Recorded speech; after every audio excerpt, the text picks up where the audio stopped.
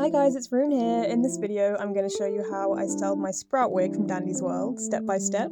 So here's what the wig looked like straight out the bag. I literally just typed in green wig into Amazon and got one of the cheaper ones. It had a slight wave and it was obviously way too long. Here's what it looked like on the website. So to start with, we're going to crimp it, which I do for pretty much every wig I wear. It just makes it a lot easier to style and it makes it look a lot thicker too, especially for cheaper wigs like this one. And I'm using a technique called vertical crimping, which is where you take a section of the wig from top to bottom instead of across, and then you crimp slightly at an angle like this, which means that you can't really see the crimp marks as much, because that's kind of a pet peeve for me when it comes to wigs. So I pretty much did this on the entire top section of the wig. Make sure the sections you're taking aren't too big, otherwise this is going to not do very much.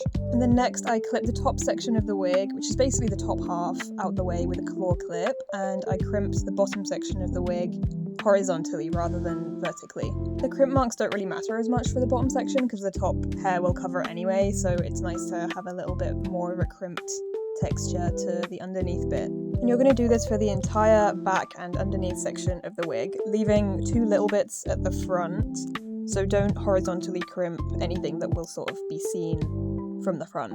The fringe and the two side bits should be vertically crimped instead of horizontally.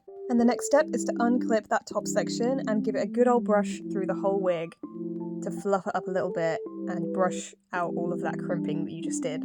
Make sure you're brushing right to the ends and the underneath as well. At this point, your wig should have this nice fluffy crimp texture. If it's still too shiny and limp, you can always give it another crimp all the way through. And next we're going to cut it.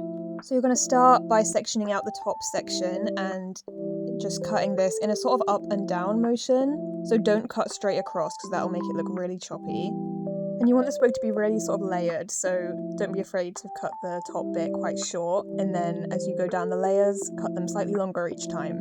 So as you can see, I'm moving the scissors sort of up while cutting really slowly, so it gets this sort of layered effect. And next we're going to do those 3 leaves that he has. So you're going to want to back comb this whole top section, give it a good spritz with some hairspray. I use Got To Be Glued and Hairdryer as well, to make it really hold the shape and get that volume in there.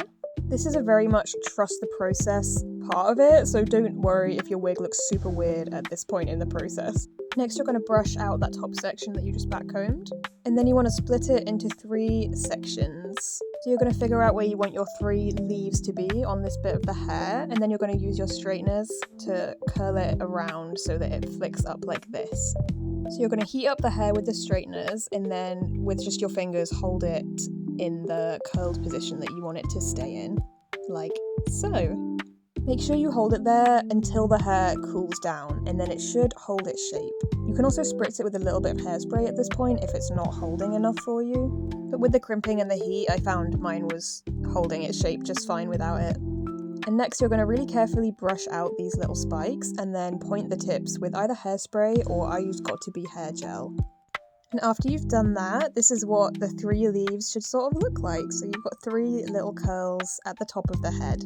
And the next step is to repeat this pretty much all over the wig. So you just want to curl up these little flicks in the layers. So you want like the shorter layers flicked up and then the slightly longer layers flicked up at the bottom as well. You can also fix the cutting of the wig at this point and just neaten it up a bit. And then I forgot to mention earlier, but you want to leave a little bit of a longer bit around where it's going to sit on the back of your neck.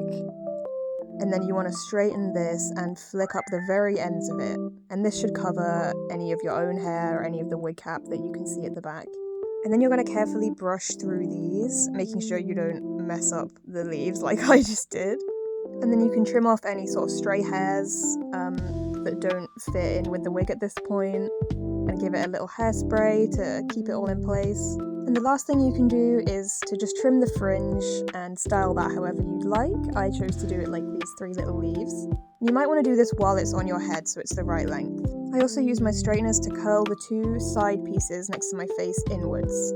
And after I was done with the wig, I glued these fake leaves that I cut off a fake bouquet, and I just attached those with Superglue onto the wig. And here's what it looked like when I was all finished. I just added a little strawberry hair clip and the caramel block that he has on his skin. Thank you for watching, and I hope this is helpful in some way. Obviously, you can use these techniques on any other character wig as well.